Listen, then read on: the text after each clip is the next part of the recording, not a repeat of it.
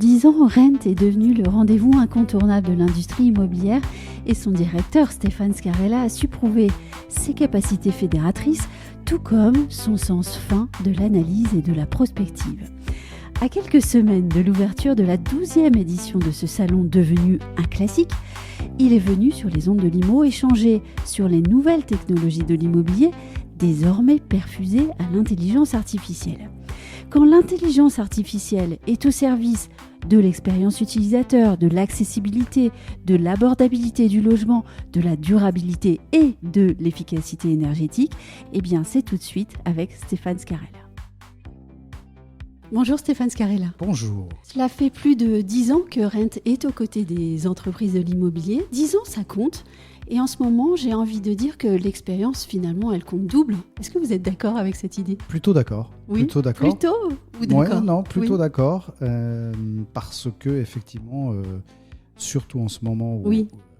la période est quand même compliquée, même si on espère, on reviendra qu'on est en train d'en sortir, mais néanmoins, elle est compliquée. Et que probablement, en tout cas, à n'en pas douter, l'expérience dans ces moments-là, elle est primordiale. Justement, pour cette 12e édition de Rennes, parce qu'on a dit 10 ans, mais en fait, on en est déjà à la 12e édition. Ouais.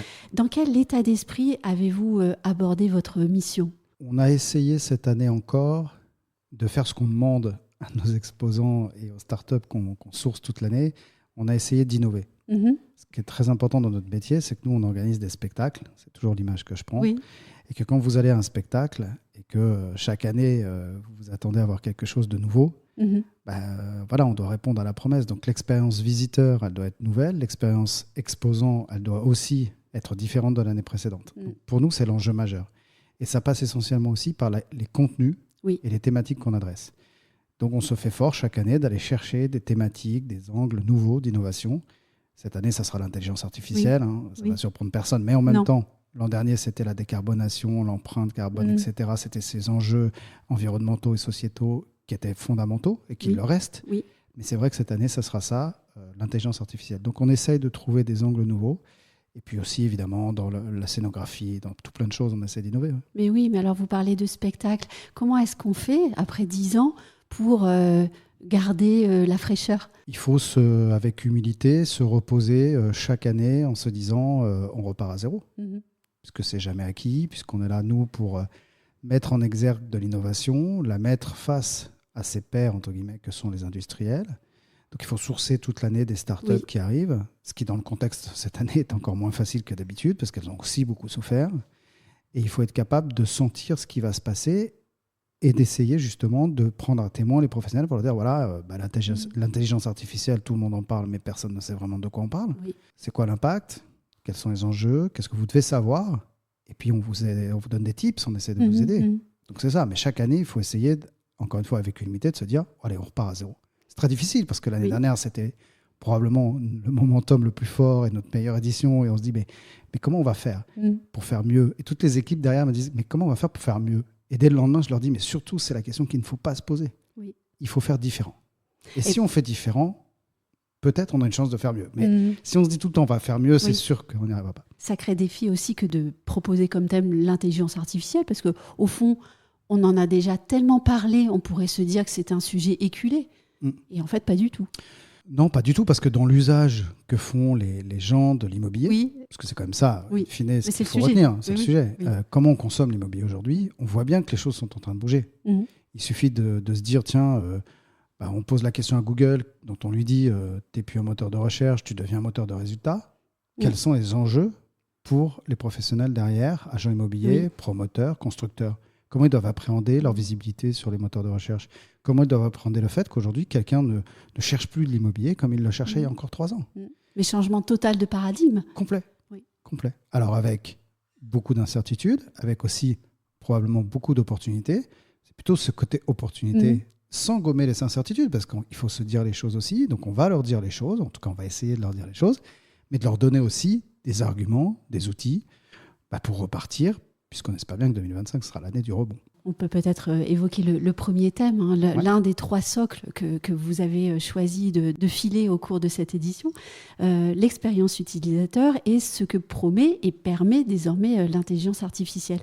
Comment vous, alors Stéphane Scarilla et puis aussi tous ceux qui vous accompagnent au quotidien, avez-vous travaillé cette thématique et précisément, à quelles questions avez-vous souhaité répondre ou bien quel thème avez-vous vraiment souhaité approfondir ? C'est probablement l'illustration. Oui, c'est un vaste sujet, mais si on veut donner des exemples un peu concrets, c'est l'illustration de ce qu'on disait précédemment, c'est-à-dire changement de paradigme. Oui.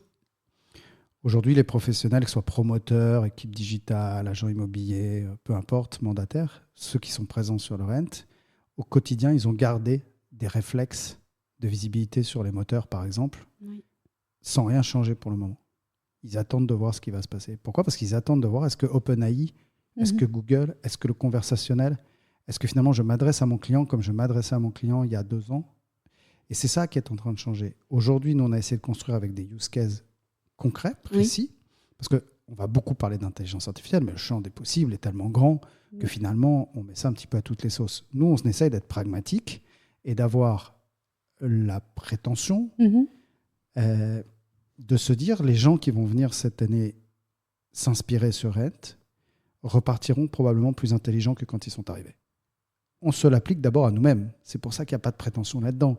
C'est que nous-mêmes, on apprend en marchant, en discutant avec les Google, avec le OpenAI, avec les Mysteria, avec les autres. Mais on apprend aussi en discutant avec des clients, des promoteurs, des fonds d'investissement, des startups toute la journée. Quand on est sur le prédictif, quand on est sur l'usage, il y a un champ des possibles qui est complètement fou.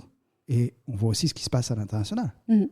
Quand une société arrive et vous permet aujourd'hui de diffuser des annonces, de les retoucher, de bouger les photos, de faire de la 3D en 3 mouvements, ça questionne. Oui. Ça bouleverse les équilibres. Probablement qu'il faut quand même se poser dessus et regarder ce qui peut se passer. Oui, avec aussi cet angle particulier et que je trouve intéressant de soulever quand même, c'est que comme dans chaque métier, les fondamentaux restent essentiels. C'est-à-dire que y a les nouvelles technologies, certes, il y a l'IA, mais ça vient au fond seulement asseoir les fondamentaux. Ouais. C'est pour ça qu'on aura une thématique sur la confiance. Oui. L'intelligence artificielle de confiance. Oui. C'est-à-dire qu'à aucun moment, il faut imaginer que ça remette en cause le tiers de confiance qu'est le professionnel. Et oui. Encore une fois, il vit une époque complètement folle où, en 5-6 ans, il a vu son rôle se renforcer, parce qu'aujourd'hui, la législation est telle qu'elle est devenue quand même très compliquée. Quand vous voulez opérer entre particuliers, etc., c'est quand même très compliqué. Donc, on a besoin des professionnels. En même temps, il y a une technologie qui va très, très vite. Donc, le tiers de confiance se renforce. Les outils technologiques accélèrent. L'équation, c'est que ça doit le rendre meilleur pour lui permettre d'aller plus vite, de faire plus de business et de renforcer ce rôle de tiers de confiance. Voilà, c'est ça en fait l'enjeu. À aucun moment ne s'oppose l'innovation, l'intelligence artificielle, ce que vous voulez, quelle que soit l'innovation, et le rôle du professionnel. Au contraire, c'est vraiment fait l'un pour l'autre. Oui. La question, c'est comment on fait pour que tout ça s'imbrique intelligemment. Oui, mais donc savant alliage de pertinence technologique et puis de professionnalisme incarné par des hommes, des femmes qui aiment le contact humain et l'échange. Et l'immobilier, c'est le contact humain et l'échange. Est-ce qu'il y a une recette Rent justement pour avoir réussi à ne jamais oublier l'humain, alors que votre sujet, au fond, c'est la technologie ? Au service de l'humain. Voilà. Non, enfin, je ne sais pas s'il y a une recette Rent, d'ailleurs. Oui. En tout cas, il y a un momentum où on s'est toujours posé la question de savoir, finalement, de quoi ont-ils besoin ? Qu'est-ce qu'ils n'ont pas encore vu qu'on pourrait leur mettre sous les yeux ? En fait, c'est ça notre jeu à nous. Oui. Et donc, c'est un jeu. Et c'est un jeu, et on le vit comme un jeu. C'est-à-dire qu'on source avec les équipes toute l'année les innovations diverses et variées, que ce soit en France, à l'international, parce qu'on déploie le label international désormais depuis 4-5 ans. Donc, on voit des choses. Et c'est très, très intéressant de voir quelque chose, par exemple, ailleurs, et de se dire, il faut qu'on le ramène, il faut qu'ils voient ça, parce que c'est complètement fou, par exemple. Donc, ça, c'est vraiment à la fois ludique, et en même temps, on sait qu'il y a un vrai impact. Il y a une responsabilité même. Il y a un vrai impact. Oui. C'est pour ça qu'on fait très attention sur les contenus, les conférences qu'on va pouvoir adresser, de faire en sorte que ce soit des thématiques qu'on n'a pas entendues ailleurs, et surtout sur scène, des gens qui savent de quoi ils parlent. Oui. Parce que là, on est caution, on est référent, et on ne peut pas s'amuser, en tout cas, c'est de réduire la marge d'erreur à dire n'importe quoi ou à prendre des positions qui seraient pas les bonnes. Oui, on reste humain et il y a toujours droit à l'erreur quand même. Hein. Le droit à l'erreur, il existe. Oui, la question, c'est de ne pas faire 2 fois la même erreur. Une autre question essentielle, c'est celle du logement et du défi climatique. On a assez parlé du calendrier de rénovation énergétique, du calendrier d'interdiction de location et également cette année de la crise du logement, parce que finalement, on est quand même servi. C'est sur ce terreau que beaucoup d'entreprises innovantes se sont créées ou se sont démarquées récemment. Alors, je parle du défi climatique et de la rénovation. Hein. Qui pourrons-nous rencontrer sur ce salon, sur cette thématique du logement pris au défi du changement climatique ? Il y a beaucoup de startups qui opèrent. Et déjà, l'an dernier, on en avait beaucoup parlé. Alors, l'an dernier, il y avait quelque chose qui était quand même assez fou, c'est que le DPE était devenu l'alpha et l'oméga de la politique immobilière de ce pays. Bon, force est de constater qu'un an après, je ne sais pas vous, mais moi, j'ai quand même le sentiment qu'on en entend beaucoup moins parler. Pour autant, les enjeux climatiques, les engagements qui ont été pris devront être respectés. Rappelez-vous des bilans carbone, rappelez-vous de tout ça. L'an dernier, c'était chacun devait faire son bilan carbone, nous les premiers. Et on a pris des engagements sur 5 ans pour réduire notre empreinte carbone de 5% par an. Exemple. Alors, il y a plein de boîtes, Léo Mélior, j'en passe, et des meilleurs, et on les verra sur Rennes, qui accompagnent les professionnels pour justement leur permettre à la fois de prendre conscience qu'il existe des outils aujourd'hui qui sont en capacité de les aider à réduire leur empreinte carbone, construire mieux, moins énergivore, que sais-je. Il y a aussi des outils qui arrivent pour dire, face à l'enjeu climatique, ne s'opposent pas les enjeux de business. Et donc, comment je fais en respectant des guidelines qui me donnent un vrai vernis de quelqu'un d'engagé vis-à-vis du climat, qui prend des vraies décisions et gagner des mandats. Et sans dévoiler de secret, on aura des conférences aussi là-dessus. C'est-à-dire comment je gagne des mandats plus vite, mieux que les autres, en respectant en plus et en prenant des engagements vis-à-vis du climat. Formidable. Il y a aussi la question du financement. Et là, on se tourne vers le client, en fait, ou le copropriétaire. Moi, je trouve très intéressante l'idée de poser cette question du financement, car c'est évidemment la question qui sous-tend toutes les autres questions sur la thématique du logement confronté au défi climatique. Bien sûr, puisque sans financement, il n'y aura rien et il n'y aura aucun succès. Si on veut, et on le voit dans tous les business, y compris nous, si on veut respecter quelques items de respect du climat et d'engagement pour faire baisser la facture de notre empreinte carbone, ça coûte beaucoup d'argent. C'est 30% plus cher, tout ce que vous allez décider. Une moquette dans un salon, je prends un exemple tout bête, dont on se dit qu'elle est recyclable, recyclée et que sais-je, elle vaut 10 fois plus cher que la moquette que vous trouvez dans n'importe quel salon qui, elle, va être mise à la benne. Voilà, c'est des choix. Donc, comme vous disiez tout à l'heure, il faut savoir les financer aussi. Et oui, et on a des startups qui sont véritablement portées sur cette question du financement, et ça, c'est fascinant. Ouais, bien sûr. On a évoqué la crise du logement, on a abordé celle du financement. On espère que cette crise est derrière nous. J'espère que le 6 et 7 novembre, pardon. Non, les crises de l'immobilier... J'espère qu'on entendra plutôt la petite musique qui dit « ça va mieux, depuis quelques mois ça repart » et qu'on se projettera sur 2025 avec un vrai dynamisme. Mais oui, mais alors, crise du logement, financement, etc., c'est 2 points quand même qui se retrouvent traités sous un autre prisme, celui de la durabilité et de l'accessibilité du logement. C'est une vaste question, un immense défi. Et qu'est-ce qu'elle peut faire, la technologie, face à l'immensité des besoins ? Parce qu'on voit bien que cette crise du logement, elle grandit, aucune solution n'est proposée.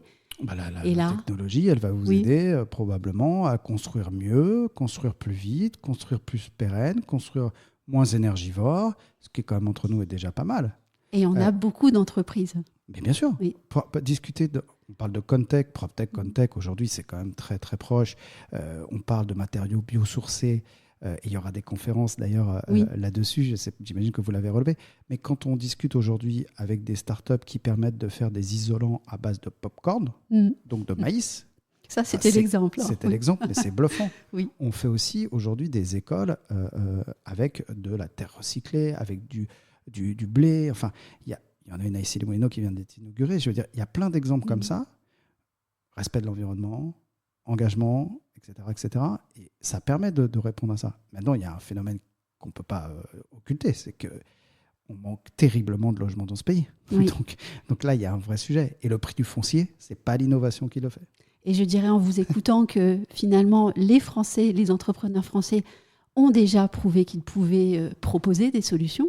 Il nous manque peut-être un guide et une vraie volonté politique. Bien sûr, parce que quand on sait faire des immeubles, je pense à Strasbourg, on a des exemples d'immeubles qui sont complètement autonomes en termes d'énergie, etc. C'est formidable. Et il y a beaucoup de startups qui ont un peu accompagné ça. On l'a vu pendant les Jeux Olympiques. Il y a des choses qui ont été construites pour les JO où il y a beaucoup de startups de la région Île-de-France qui ont contribué, etc. Donc on sait faire ça. La question, c'est comment on le finance. Et de toute façon, le prérequis à tout, c'est le foncier. On peut construire un bel immeuble, très peu énergivore, à basse consommation, formidable. Mais si on n'a pas le terrain ou que le terrain est 10 fois trop cher, au bout de la chaîne, il y a quelqu'un qui va devoir payer. C'est quand même ça l'enjeu. Avec une volonté politique. Alors, qu'on aimerait plus affirmer. Avec une volonté politique qu'on aimerait plus affirmer. On est d'ailleurs, on espère bien le 6 novembre et 7 novembre qu'on aura un ministre du Logement. En tout cas, c'est à souhaiter. Et qu'ils viennent sur le salon peut-être. Évidemment, et qu'ils viennent, comme ils sont tous venus avant lui. Donc oui, on est très en attente. Et les professionnels sont très en attente. Alors, j'ai une guide, il nous faut un guide. Oui, c'est ça, un guide. J'ai une dernière question beaucoup plus personnelle. 12 ans de Rent, mais aussi 1 an de nous, comme vous le dites si bien sur vos réseaux sociaux, avec une photographie souvenir de votre mariage.